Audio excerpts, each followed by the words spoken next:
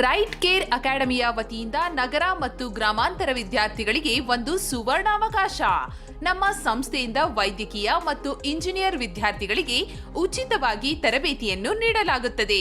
PUC pass ಆಗಿರುವ ನಗರ ಮತ್ತು ಗ್ರಾಮಾಂತರ ವಿದ್ಯಾರ್ಥಿಗಳಿಗೆ ಉಚಿತ ಶಿಕ್ಷಣ ನೀಡಲಾಗುತ್ತದೆ. ಸೌಲಭ್ಯಗಳು: ಎಸ್ಸಿ ಎಸ್ಟಿ ವಿದ್ಯಾರ್ಥಿಗಳಿಗೆ 100% ವಿದ್ಯಾರ್ಥಿ ವೇತನ, ಮೈನಾರಿಟಿ, ಒಬಿಸಿ ಮತ್ತು ಮೆರಿಟ್ ಹೊಂದಿರುವ ವಿದ್ಯಾರ್ಥಿಗಳಿಗೆ 80%, ಇತರೆ ವರ್ಗದವರಿಗೆ 50% ವಿದ್ಯಾರ್ಥಿ ವೇತನ ನೀಡಲಾಗುವುದು.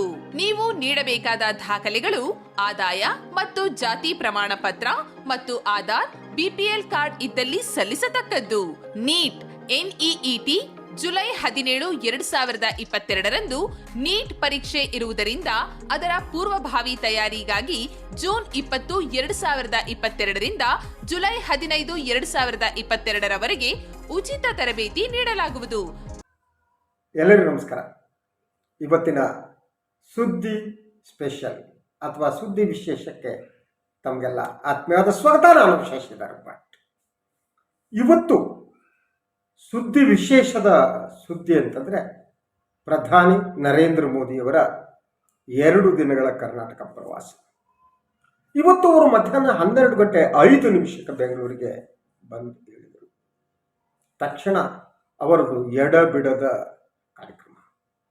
ಯಲಹಂಕ ಏರ್ಬೇಸ್ಗೆ ಬಂದಿಳಿದ ಅವರು 3 ಹೆಲಿಕಾಪ್ಟರ್ಗಳಲ್ಲಿ ಅಲ್ಲಿಂದ ಹೊರಟರು. ಅಲ್ಲಿಂದ ನೇರವಾಗಿ ಇಂಡಿಯನ್ ಇನ್ಸ್ಟಿಟ್ಯೂಟ್ ಆಫ್ ಸೈನ್ಸ್ನಲ್ಲಿ ಬಂದು ಅಲ್ಲಿ ಮೆದುಳು ಇದಕ್ಕೆ ಸಂಬಂಧಪಟ್ಟಂತಹ ಉದ್ಘಾಟನೆ ಮಾಡಿದರು. ಅದಾದ ಮೇಲೆ ಅವರು doctor BR Ambedkar school of economics ಏನಿದೆ ಆ ಕಾರ್ಯಕ್ರಮದಲ್ಲಿ ಪಾಲ್ಗೊಂಡರು. ಅದಾದ ಮೇಲೆ ಹಲವು ಅಭಿವೃದ್ಧಿ ಕಾರ್ಯಕ್ರಮಗಳಲ್ಲಿ ಅವರು ಲೋಕಾರ್ಪಣೆ ಮಾಡಿದ್ರು, ಕೆಲವು ಶಂಕುಸ್ಥಾಪನೆಯನ್ನು ನೆರವೇರಿಸಿದರು. ಅದಾದ ಮೇಲೆ ಸಂಜೆ ಅವರು 4 ಗಂಟೆ ನಂತರ ಬೆಂಗಳೂರಿನಿಂದ ಮೈಸೂರಿಗೆ ತೆರಳಿದರು. ಮೈಸೂರಿನಲ್ಲೂ ಕೂಡ ಇವತ್ತು ಕೆಲವು ಕಾರ್ಯಕ್ರಮದಲ್ಲಿ ಅವರು ಪಾಲ್ಗೊಂಡಿದ್ದರು. ಅಲ್ಲಿ ರೈತರ ಜೊತೆಗೆ ಒಂದು ಸಂವಾದ ಇತ್ತು. 15 ಜನ ರೈತರ ಜೊತೆ ಪ್ರಧಾನಿ ನರೇಂದ್ರ ಮೋದಿ ಸಂವಾದವನ್ನು ಅಲ್ಲಿ ನಡೆಸಿದ್ರು. ಅದಾದ ಮೇಲೆ JSSನ ಒಂದು ಕಾರ್ಯಕ್ರಮ, ನಾಳೆ ಯೋಗ ದಿನಾಚರಣೆಯಲ್ಲಿ ಪಾಲ್ಗೊಂಡು ಅವರು ದೆಹಲಿಗೆ ವಾಪಸ್ಸಾಗಲಿದ್ದಾರೆ. ಅದರ ಜೊತೆಗೆ ಸಂಜೆ ಚಾಮುಂಡಿ ಬೆಟ್ಟದಲ್ಲಿ ಚಾಮುಂಡೇಶ್ವರಿ ಪೂಜೆಯನ್ನು ಕೂಡ ಪ್ರಧಾನಿ ನೆರವೇರಿಸಿದ್ದಾರೆ. ಪ್ರಧಾನಿಯವರ ಈ ಭೇಟಿಯನ್ನು ನಾವು ವಿಶ್ಲೇಷಿಸುವುದು ಹೇಗೆ? ನಿಜ, ಯಾವುದೇ ಒಂದು ರಾಜ್ಯಕ್ಕೆ ಪ್ರಧಾನಿಯವರು ಬಂದರೆ ಸುದ್ದಿ ಆಗುತ್ತೆ. ಹಾಗೆಯೇ ಒಬ್ಬ ಪ್ರಧಾನಿಯಾದವರು ಸುಮ್ಮನೆ ಯಾವುದೋ ಒಂದು ರಾಜ್ಯಕ್ಕೆ ಭೇಟಿಯನ್ನು ಕೂಡ ಕೊಡೋದಿಲ್ಲ. ಆ ಭೇಟಿಗೆ ಬೇರೆ ಬೇರೆ ಕಾರಣಗಳಿರಬಹುದು. ಯಾಕಂದರೆ ಅವರು ಇಡೀ ಕಾರ್ಯಕ್ರಮದಲ್ಲಿ ನಾವು ಗಮನಿಸಿದರೆ ನಾಳೆ ಯೋಗ ದಿನಾಚರಣೆಯಲ್ಲಿ ಪಾಲ್ಗೊಳ್ಳುವುದು ಒಂದು ಕಾರ್ಯಕ್ರಮ. ಅದು ಬಿಟ್ಟರೆ ಚಾಮುಂಡೇಶ್ವರಿ ಪೂಜೆ. ಇವತ್ತು ರೈತರ ಜೊತೆ ಅವರು ಮೈಸೂರಿನಲ್ಲಿ ಸಂವಾದ ನಡೆಸಿದ್ರು. 15 ಜನ ರೈತರನ್ನು ಕರೆಯಲಾಗಿತ್ತು. ಅವರೆಲ್ಲ ಕೇಂದ್ರ ಪ್ರಾಯೋಜಿತ ವಿವಿಧ ಕಾರ್ಯಕ್ರಮಗಳಲ್ಲಿ ತಮಗೆ ಹೇಗೆ ಲಾಭ ಆಗಿದೆ ಅನ್ನೋದನ್ನು ಅವರು ವಿವರಿಸಿದರು. ಉಳಿದಂತೆ ಬೆಂಗಳೂರಿನಲ್ಲಿ ಅವರು ಯಾವ್ಯಾವ ಒಂದು ಉದ್ಘಾಟನೆಯನ್ನು ಕಾರ್ಯಕ್ರಮದ ಶಿಲಾನ್ಯಾಸವನ್ನು ನೆರವೇರಿಸಿದ್ರು ಅದರಲ್ಲಿ ಹೊಸತೇನೂ ಇರಲಿ. ಯಾಕೆಂದರೆ for example Indian institute of science, ಅದು ಭಾರತದ ಅತಿ ಪುರಾತನವಾದ ಹಳೆಯದಾದ ಸಂಸ್ಥೆ, ಅದ್ಭುತವಾದ ಕಾಣಿಕೆಯನ್ನು IISI ನೀಡ್ತಾ ಇದೆ. ಸೊ ಅದಕ್ಕೂ ಸರ್ಕಾರಕ್ಕೂ ರಾಜಕೀಯಕ್ಕೂ ಸಂಬಂಧ ಇಲ್ಲ. ಅಥವಾ ಅದನ್ನು ಈಗ ಯಾರೋ ಬಂದವರು ಅದನ್ನು ಏನು ಕಟ್ಟಿದ್ದಲ್ಲ, ಅದನ್ನು ಬಿಡಿ. ಎರಡನೇದಾಗಿ ನೀವು ಬಂದರೆ ಈ ನಮ್ಮ ಡಾಕ್ಟರ್ ಅಂಬೇಡ್ಕರ್ ಏನು ಸ್ಕೂಲ್ ಆಫ್ ಎಕಾನಮಿಕ್ಸ್ ಏನಿದೆ, ಆ ಸ್ಕೂಲ್ ಏನಿದೆ ಅದು ಪ್ರಾರಂಭ ಆದದ್ದು ಸಿದ್ದರಾಮಯ್ಯನವರು ಮುಖ್ಯಮಂತ್ರಿ ಆದ ಸಂದರ್ಭದಲ್ಲಿ. ಅಂತಹ ಒಂದು ವಿಶ್ವವಿದ್ಯಾಲಯವನ್ನು ವಿಶೇಷ ಆರ್ಥಿಕತೆಗೆ ಸಂಬಂಧಪಟ್ಟ ಹಾಗೆ ವಿಶೇಷ ಒಂದು ಸಂಸ್ಥೆಯನ್ನು ಕಟ್ಟಬೇಕು ಅಂತ. ಯಾಕಂದರೆ ಬಹಳಷ್ಟು ಜನರಿಗೆ ಡಾಕ್ಟರ್ ಅಂಬೇಡ್ಕರ್ ಅವರ ಅವರ ಓದು ತಿಳುವಳಿಕೆ ಅದ್ರ ಬಗ್ಗೆ ಜ್ಞಾನ ಬಹಳ ಜನರಿಗೆ ಕಡಿಮೆ. ಅವರು ಅತ್ಯುತ್ತಮ ಆರ್ಥಿಕ ತಜ್ಞರಲ್ಲಿ ಒಬ್ಬರಾಗಿದ್ದರು ಅಂಬೇಡ್ಕರ್. ಅವರು ಲಂಡನ್ ಸ್ಕೂಲ್ ಆಫ್ ಎಕಾನಮಿಕ್ಸ್ ಏನಿದೆ ಅಲ್ಲಿ ಓದಿದಂಥ. ಸೊ ಅವರ ಹೆಸರಿನಲ್ಲಿ ಮಾಡುವುದು ಬಹಳ ಮುಖ್ಯವಾದ್ದು. ಅದು ಕಾಂಗ್ರೆಸ್ ಸರ್ಕಾರ ಇದ್ದಾಗ ಮಾಡಿದ್ರು. ಸೊ ಅದು ಆದಮೇಲೆ ಅದಕ್ಕೆ ಉದ್ಘಾಟನೆಗೆ ಅಲ್ಲಿನ ರಾಷ್ಟ್ರಪತಿ ಪ್ರಣಬ್ ಮುಖರ್ಜಿ ಬಂದಿದ್ದರು. ಪ್ರಾರಂಭದಲ್ಲಿ ಡಾಕ್ಟರ್ ಮನಮೋಹನ್ ಸಿಂಗ್ ಅವರು ಬಂದಿದ್ದರು. ಇವತ್ತು ಪ್ರಧಾನಿಯವರು ಬಂದಿದ್ರು, ಅದರಲ್ಲಿ ಯಾವುದೇ ಭಾಷಣವನ್ನು ಅವರು ಅಲ್ಲು ಮಾಡಲಿಲ್ಲ. ಆದರೆ ಕೊನೆಗೆ ಅವರು ಏನು ತೆರಳುವಕ್ಕಿಂತ ಮೊದಲು ಒಂದು ಭಾಷಣ ಮಾಡಿದ್ರಲ್ಲ, ಆ ಭಾಷಣ ಕುತೂಹಲಕಾರಿ. ಯಾಕೆಂದರೆ ಆ ಭಾಷಣದಲ್ಲಿ ಅವರು ಒಂದಕ್ಕಿಂತ ಹೆಚ್ಚು ಬಾರಿ ಡಬಲ್ ಇಂಜಿನ್ ಗೌರ್ಮೆಂಟ್ ಅಂತ ಕಂಡ್ರು. ಅದು ಬಹಳ ಸ್ಪಷ್ಟವಾಗಿ ಪ್ರತಿಪಕ್ಷಗಳೇ ಕೊಡೋ ಉತ್ತರ ಆಗಿತ್ತು. ತಮ್ಮ ಡಬಲ್ ಇಂಜಿನ್ ಸರ್ಕಾರ ಏನೇನು ಮಾಡಿದೆ ಸಾಧನೆಗಳನ್ನು ಅನ್ನೋದನ್ನು ಅವರು ಹೇಳಿ. ಸೊ ಅದರ ಜೊತೆಗೆ ಅವ್ರು ಏನು ನೋಡಿ, ಕಳೆದ 40 ವರ್ಷಗಳಲ್ಲಿ ಹಿಂದೆನೇ ಸಬರ್ಬನ್ ರೈಲ್ವೆ ಬರಬೇಕಾಗಿತ್ತು. ಅದು ಬಂದರೆ ಇವತ್ತು ಈ ಅವಶ್ಯಕತೆ ಇರ್ತಿರಲಿಲ್ಲ. ಈಗ ಬಂದಿದೆ, ನಾನು ಮಾಡಿದ್ದೀನಿ, ನಮ್ಮ ಡಬಲ್ ಇಂಜಿನ್ ಸರ್ಕಾರ ಮಾಡಿದೆ. ಅಂದರೆ ಪ್ರಧಾನಿಯವರ ನರೇಂದ್ರ ಮೋದಿಯವರ ಸ್ಟೈಲ್ ಇದೆಯಲ್ಲ, ಅದು ಈ ಚುನಾವಣಾ ಭಾಷಣಕ್ಕೂ ಹಾಗೂ ಇಂತಹ ಸಂಸ್ಥೆಗಳಲ್ಲಿ ಮಾತನಾಡೋದಕ್ಕೂ ವ್ಯತ್ಯಾಸ ಇರಲ್ಲ. ಅವರು 24 ಗಂಟೆ ಚುನಾವಣಾ ಭಾಷಣದಂತೆ ಮಾಡ್ತಾರೆ. ಅವರಲ್ಲಿ ಒಂದು ಮಾತನಾಡುವ ಶಕ್ತಿ ಇದೆ, ಒಂದು ಕನ್ವಿನ್ಸ್ ಮಾಡುವ ಶಕ್ತಿ ಇದೆ. ಆದರೆ ಅವರು ಅದಕ್ಕೆ ಆಯ್ಕೆ ಮಾಡಿಕೊಳ್ಬೇಕಾದ್ರೆ ಅವರು ಸದಾ ಪ್ರತಿಪಕ್ಷಗಳನ್ನು ಟಾರ್ಗೆಟ್ ಮಾಡ್ತಾರೆ ಇರ್ತಾರೆ. ಅವರು ಇಂಡಿಯನ್ ಇನ್ಸ್ಟಿಟ್ಯೂಟ್ ಆಫ್ ಸೈನ್ಸ್ಗೆ ಹೋದಾಗ ಅಲ್ಲಿ ಮಾತನಾಡ್ತಿದ್ರು ಕೂಡ ಅದರ ಇತಿಹಾಸದ ಬಗ್ಗೆ ತಿಳ್ಕೋಬೇಕಾಗಿತ್ತು. ಇಂಡಿಯನ್ ಇನ್ಸ್ಟಿಟ್ಯೂಟ್ ಆಫ್ ಸೈನ್ಸ್ ಹುಟ್ಟಿತು, ಹೇಗೆ ಅದಕ್ಕೆ ಟಾಟಾ ಹೆಸರು ಬಂತು, ಟಾಟಾ ಅವರು ಹೇಗೆ ದುಡ್ಡು ಕೊಟ್ಟರು, ಹೇಗೆ ಬೆಳೀತು ಆ ಸಂಸ್ಥೆ, ಅಂತಾರಾಷ್ಟ್ರೀಯ ಮಟ್ಟದಲ್ಲಿ ಅದು ತನ್ನ ಸ್ಥಾನವನ್ನು ಗಳಿಸಿದ್ದು ಹೇಗೆ ಅನ್ನುವ ಮಾತನ್ನು ಹೇಳ್ಬೋದು. ಅದರಂತೆ ನೀವು ಯಾವಾಗ ಡಾಕ್ಟರ್ ಅಂಬೇಡ್ಕರ್ ಸ್ಕೂಲ್ ಆಫ್ ಎಕಾನಮಿಕ್ಸಿಗೆ ಬರ್ತೀರಿ, ಆಗ ಅದು ಸ್ಟಾರ್ಟ್ ಮಾಡಿದವರು ಒಂದು ನೆನಪು ಮಾಡ್ಕೋಬೋದು. ರಾಜಕೀಯ ಬಿಟ್ಟು ನಾನು ಹೇಳೋದು, ಪ್ರಧಾನಿಗಳು ಅದನ್ನು ನೆನಪು ಮಾಡ್ಕೋಬೇಕಾಗಿತ್ತು. ಕೇವಲ ಅಲ್ಲೂ ಕೂಡ ನೀವು ಕಾಂಗ್ರೆಸ್ಸನ್ನು ಬೈಯುವುದೇ ನಿಮ್ಮ ಕೆಲಸ ಅಂದ್ಕೊಬಿಟ್ರೆ ಅಂತ. ಆ ಪ್ರಧಾನಿಯವರು ಅದನ್ನು ಅಲ್ಲೂ ರಾಜಕೀಯನ ಬೆಳೆಸಿದ್ರು.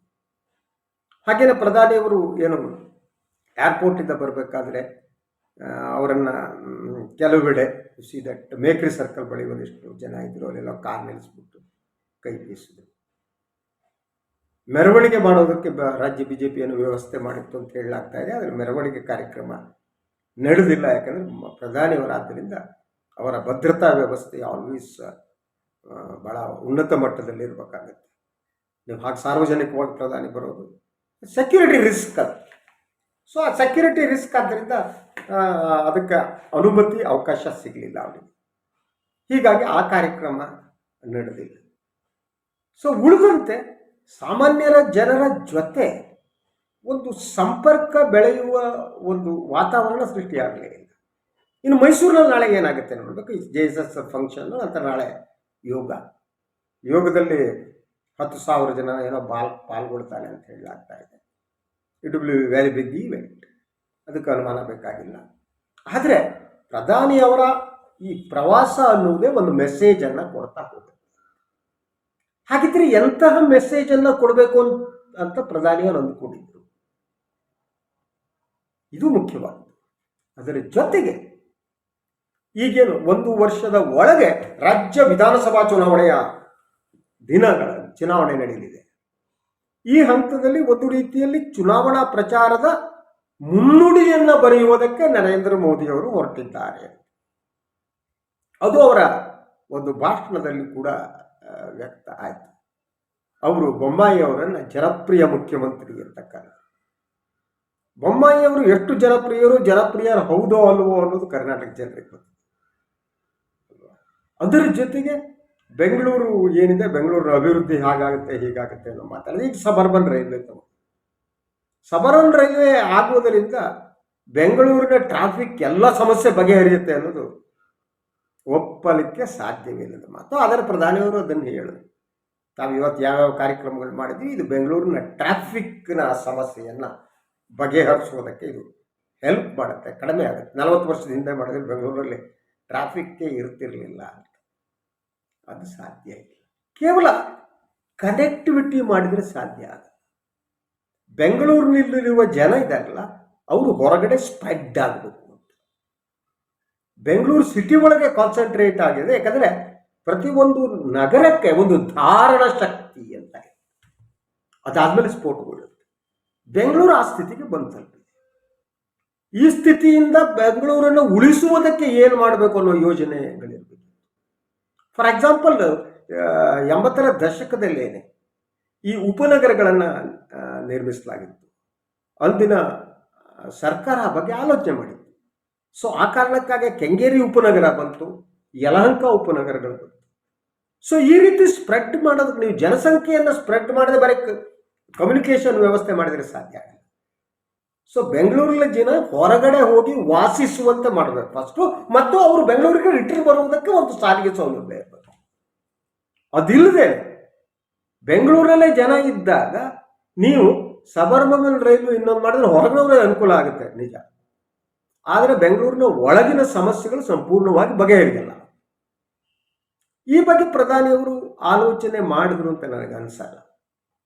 ಒಟ್ಟಾರೆ ನನಗೆ ಅನ್ನಿಸುವ ಹಾಗೆ ಪ್ರಧಾನಿಯವರ ಈ ಒಂದು ಕರ್ನಾಟಕ ಪ್ರವಾಸದ ಹಿಂದೆ ಮುಂದಿನ ಚುನಾವಣೆಯ ಬಗ್ಗೆ ಅವರಿಗೆ ಕಣ್ಣಿತ್ತು. ಅವರು ಮೈಸೂರಿನಲ್ಲಿ ಇವತ್ತಿನ ಯಾವ ಕಾರ್ಯಕ್ರಮದಲ್ಲಿ ಪಾಲ್ಗೊಂಡ್ರು, ಯೋಗದಲ್ಲಿ ನಾಳೆ ಪಾಲ್ಗೊಂಡಿದ್ದಾರೆ. ಮೈಸೂರು ಬಗ್ಗೆ ಯಾಕೆ ಹೆಚ್ಚಿನ ಲಕ್ಷ್ಯ ಕೊಡ್ತಿದ್ದಾರೆ ಪ್ರಧಾನಿಗಳು? ಅಥವಾ ಬಿಜೆಪಿಯ ಎಲೆಕ್ಷನ್ ಸ್ಟ್ರಾಟಜಿ ಏನಾದರೂ ಇದ್ರ ಒಳಗಡೆ ಇದೆಯಾ? ಅದನ್ನು ಈ ರೀತಿ ನೋಡಿ, ಭಾರತೀಯ ಜನತಾ ಪಕ್ಷ ಯಾವತ್ತೂ ಕೂಡ ಕರ್ನಾಟಕದಲ್ಲಿ 112ಕ್ಕಿಂತ ಹೆಚ್ಚಿನ ಸ್ಥಾನವನ್ನು ಪಡೆದಿಲ್ಲ. ಅವರಿಗೆ ಎಲ್ಲೆಲ್ಲಿ ಸೀಟ್ಗಳು ಬರಬೇಕೋ, ಎಲೆಕ್ಷನ್ ಗೆಲ್ಲಬೇಕೋ, ಅದು ಸ್ಯಾಚುರೇಷನ್ ಪಾಯಿಂಟಿಗೆ ಬಂದು ಹೋಗಿದೆ. ಅಂದರೆ for example you take Udupi and South Kanara, ಅಲ್ಲಿ ಇಲ್ಲಿ ಗೆಲ್ಲಬೇಕಾದಿಲ್ಲ. ಒಂದೆರಡು ಸೀಟ್ಗಳು ಬೇರೆಯವರು ಕಾಂಗ್ರೆಸ್ ಗೆಲ್ತಿದ್ದಾರೆ, ಅದು ಕಸ್ಕೊಳ್ಳೋಕ್ಕಾಗಲ್ಲ, ಇಂದು ಕಡಿಮೆ ಆಗುತ್ತೆ. ಇನ್ನು ನೀವು ಬೆಳಗಾವಿ ಜಿಲ್ಲೆಯಿಂದ ಕಲ್ಯಾಣ ಕರ್ನಾಟಕ ಮತ್ತು ಇದ್ರ ಕರ್ನಾಟಕವನ್ನು ತೆಗೆದುಕೊಳ್ಳಿ, ಕಿತ್ತೂರು ಚೆನ್ನಮ್ಮ ಕರ್ನಾಟಕ ಅಥವಾ ಹಳೆ ಮೈಸೂರು ಪ್ರದೇಶದಂತೆ ಅದನ್ನ ಉತ್ತರ ಕರ್ನಾಟಕ ಅಂತ ಒಟ್ಟಾರೆ ಹೇಳಿದ್ರೆ, ಅಲ್ಲೂ ಕೂಡ ಎಷ್ಟು ಸ್ಥಾನವನ್ನು ಗೆಲ್ಲಬೇಕೋ ಅಷ್ಟು ಬಿಜೆಪಿ ಗೆದ್ದಾಗಿದೆ. ಆದರೆ ಅವರಿಗಿರುವ ಸಮಸ್ಯೆ ಅಂದರೆ ಹಳೆ ಮೈಸೂರು ಪ್ರದೇಶದಲ್ಲಿ ಬಿಜೆಪಿಗೆ ಸ್ಥಾನಗಳು ಬರ್ತಾ ಇಲ್ಲ. ಸೊ ಸುಮಾರು 80 ಸೀಟ್ಗಳಲ್ಲಿ ಅವ್ರಿಗೆ ಬರ್ತಾ ಇರೋದು 20ರ ಎಡಬಲ ಅಂತ ಅನಿಸುತ್ತೆ, 1/4 ಮಾತ್ರ. ಆದ್ದರಿಂದ ಅವರು ಮುಂದಿನ ಚುನಾವಣೆಯಲ್ಲಿ ಗೆಲ್ಲಬೇಕು ಅಂತಂದರೆ ಹಳೆ ಮೈಸೂರು ಪ್ರದೇಶದಲ್ಲಿ ತನ್ನ ಸ್ಥಿತಿಯನ್ನು ಸುಧಾರಿಸ್ಕೋಬೇಕು. ಅದರ ಜೊತೆಗೆ ಏನು ಈ ಎಂಟಿ ಇನ್ಕಂಬನ್ಸಿ ಅಂತ ಇರುವುದರಿಂದ ಈ ಮೊದಲು ಎಲ್ಲಿ ನಿಮಗೆ ಉತ್ತರ ಕರ್ನಾಟಕ ಕರಾವಳಿಯಿಂದ ನಿಮ್ಗೇನು ಯಾವ್ಯಾವ ಸೀಟ್ಗಳು ಬಂತು, ಆ ಸೀಟ್ಗಳ ಸಂಖ್ಯೆ ಕೂಡ ಕಡಿಮೆ ಆಗುತ್ತೆ. ಅದು ಹೆಚ್ಚಾಗೋದಕ್ಕೆ ಅವಕಾಶನೇ ಇಲ್ಲ. ಅಂದರೆ ಮ್ಯಾಕ್ಸಿಮಮ್ ಸೀಟನ್ನು ಬಿಜೆಪಿ ಉತ್ತರ ಕರ್ನಾಟಕ ಕರಾವಳಿಯಲ್ಲಿ ಪಡೆದರೂ ಕೂಡ ಅವರಿಗೆ ಅಬ್ಸಲ್ಯೂಟ್ ಮೆಜಾರಿಟಿ ಹತ್ತಿರ ಹೋಗ್ಬೋದೇ ಹೊರತು ಅಬ್ಸಲ್ಯೂಟ್ ಮೆಜಾರಿಟಿ ಬರಲ್ಲ. ಆ ಸ್ಥಿತಿಯಲ್ಲಿ ಮೈಸೂರು ಏನಿದೆ, ಮೈಸೂರನ್ನು ಅವರು ಆಯ್ಕೆ ಮಾಡಿಕೊಂಡಿರ್ಬೋದು ಅನ್ನುವ ಚರ್ಚೆ ನಡೀತಾ ಇದೆ. ಸೊ ಅದಕ್ಕಾಗಿಯೇ ಮೈಸೂರಿಗೆ ಬಂದು ಒಂದು ವಾತಾವರಣ ಸೃಷ್ಟಿಯಾಗುತ್ತೆ. ನೀವೇ ಪ್ರಧಾನಿಗಳು ಬಂದಾಗ ಒಂದು ವಾತಾವರಣ ಸೃಷ್ಟಿಯಾಗುತ್ತೆ. ಈ 15 ಜನ ರೈತರ ಜೊತೆ ಮೈಸೂರಿನಲ್ಲಿ ಚರ್ಚೆ ನಡೆಸಿದ್ರು. ಅದು ಎಷ್ಟು ಬಾಲಿಶ ಆಗಿತ್ತು ಅಂತಂದರೆ ಎಲ್ಲರೂ ಬಂದ್ಬಿಟ್ಟು 15 ಜನ ನನಗೆ ಆಯುಷ್ಮಾನ್ ಯೋಜನೆಯಿಂದ ಈಗ ಲಾಭ ಆಗಿದೆ ಅನ್ನೋದು, ಸೊ ಇನ್ನೊಂದು ಉಜ್ವಲ ಯೋಜನೆಯಿಂದ ನನ್ನ ಮನೆಗೆ ಗ್ಯಾಸ್ ಬಂತು, ಥ್ಯಾಂಕ್ ಯು ಸರ್ ಅನ್ನೋದು. ಇದು 15 ಜನ ಹೇಳ್ಬಿಟ್ರೆ ಏನು ಪ್ರಯೋಜನ ಆಗಲ್ಲ. ಬಟ್ 15 ಜನ ನಾವು ಪ್ರಧಾನಿಯವ್ರ ಜೊತೆ ಮಾತನಾಡಿದ ಅನ್ನೋ ಸಂತೋಷದಂತೂ ಊರಿಗೆ ಹೋಗಿ ಹೇಳ್ಬೋದು. ಅದು ಯಾವ ಮಟ್ಟಿಗೆ ಪರಿಣಾಮ ಬೀರುತ್ತೆ ಅಂತ ಗೊತ್ತಿಲ್ಲ. ಆದರೆ ಪ್ರಧಾನಿಗಳು ಬಂದಾಗ ಎಲ್ಲ ಮೀಡಿಯಾ ಏನಿದೆ ಅವ್ರ ಹಿಂದಿರುತ್ತೆ ಅಲ್ವಾ, ಲೈವ್, ಅದು ಒಂದು ವಾತಾವರಣವನ್ನು ಸೃಷ್ಟಿಸುತ್ತೆ. ಅದಕ್ಕೆ ಅನುಮಾನ ಬೇಕಾಗಿಲ್ಲ, ಯಾಕಂದರೆ ಮೀಡಿಯಾ ಅವ್ರ ಕೈಯಲ್ಲೇ ಇದೆ. ಅವರು ಮೀಡಿಯಾವನ್ನು ಅವರೇ ಇಟ್ಕೊಂಡಿದ್ದಾರೆ, ಬೇರೊಬ್ಬರು ಏನು ಮಾಡೋಂಗಿಲ್ಲ. ಬೆಳಗಿನ ಸಂಜೆವರೆಗೆ ಅವರೇ ತೋರುತ್ತಿರ್ತಾರೆ. ಸೊ ಆ ಕಾರಣಕ್ಕಾಗಿ ಅದರ ಪರಿಣಾಮ ಬೀರುತ್ತೆ.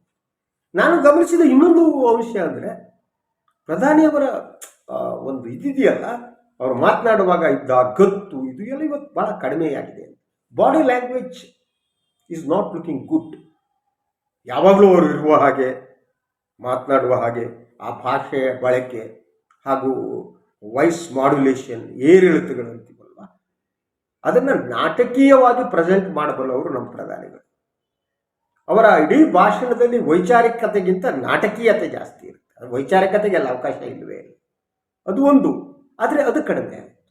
ಇನ್ನೊಂದು ಗಮನಿಸಿದ್ದು, ಇವತ್ತಿನವರೆಗೆ ಅವರು ಈ ಹಿಂದೂ ಮುಸ್ಲಿಂ ವಿಚಾರ ಮಾತಾಡಲಿಲ್ಲ. ಅವರು ಕೇವಲ ಅಭಿವೃದ್ಧಿಗೆ ಒಂದು ಲಕ್ಷ್ಯ ಕೊಟ್ಟಿದ್ದನ್ನು ನಾನು ಗಮನಿಸಿದೆ ಅವರ ಭಾಷಣಗಳಲ್ಲಿ.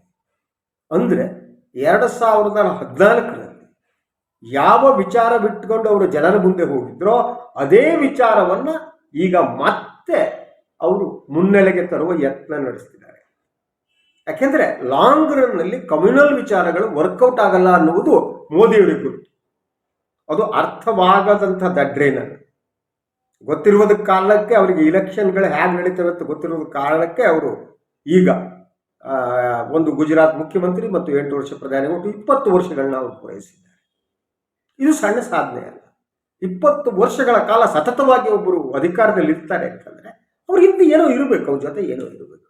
ಅದೇನು ಅಂದ್ರೆ ಅವರು ಯಾವ ಅಸ್ತ್ರವನ್ನ ಹೇಗೆ ಯಾವಾಗ ಬಳಸಬೇಕು ಅಂತ ಅವ್ರಿಗೆ ಗೊತ್ತು.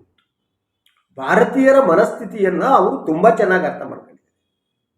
ಕಮ್ಯುನಲ್ ಬಾಣವನ್ನು ಯಾವಾಗ ಬಿಡಬೇಕು, ಹಿಂಸಾಚಾರದ ಬಾಣವನ್ನು ಯಾವತ್ತು ಬಿಡಬೇಕು, ಎಷ್ಟೊತ್ತಿಗೆ ಬಿಡಬೇಕು, ಅಭಿವೃದ್ಧಿ ಮಂತ್ರವನ್ನು ಯಾವಾಗ ಪಠಿಸಬೇಕು, ಇದನ್ನ ಆಯಾಯ ಸಮಯದಲ್ಲಿ ಮಾಡಿದ್ರೆ ಸಾಕು ಅಧಿಕಾರ ಹತ್ತಕ್ಕೆ ಬರುತ್ತೆ ಅನ್ನುವುದು ಮೋದಿಯವರ ನಂಬಿಕೆಯಾಗಿದೆ. ಆ ನಂಬಿಕೆಯ ಮೂಲಕನೇ ಅವರು ಅಧಿಕಾರದಲ್ಲಿ ಇಷ್ಟು ವರ್ಷ ಉಳಿಯೋದಕ್ಕೆ ಸಾಧ್ಯ ಆಗಿದೆ. ಅವರು ನೀವು ಗುಜರಾತ್ನ ಇತಿಹಾಸ ಪ್ರಾರಂಭದಲ್ಲಿ 2001ರಲ್ಲಿ ಅವರು ಮುಖ್ಯಮಂತ್ರಿ ಆದ ತಕ್ಷಣ ಗುಜರಾತ್ನಲ್ಲಿ ಏನು ನಡೀತು, ನಂತರ ಅವರು ಗುಜರಾತ್ ಮಾಡೆಲ್ ಅನ್ನ ಒಂದು ಭ್ರಮಾತ್ಮಕವಾದ ಮಾಡೆಲ್ ಅನ್ನು ಅವ್ರು ಹ್ಯಾಕ್ ಸೃಷ್ಟಿ ಮಾಡಿದ್ರು. ಅದೇ ರೀತಿ ನೀವು 2014 ಮೊದಲ ಟರ್ಮ್ನಲ್ಲಿ ಅವರು ಯಾವ ಇಶ್ಯೂಗಳನ್ನು ಚರ್ಚೆ ಮಾಡಿದ್ರು, ಮಾತಾಡಿದ್ರು.